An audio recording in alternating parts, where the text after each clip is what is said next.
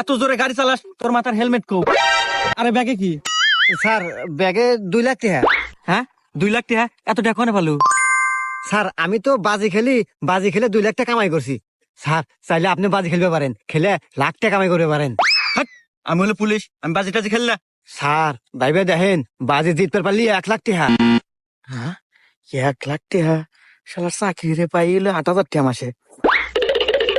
আচ্ছা ক কি বাজি? স্যার কালকে এই জায়গাতে আমি আইসা আপনার গালে একটা চোয়ার মারমু।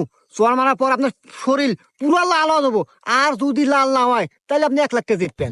হ্যাঁ আচ্ছা ঠিক আছে, যা আমি বাজি ধরলাম, যা।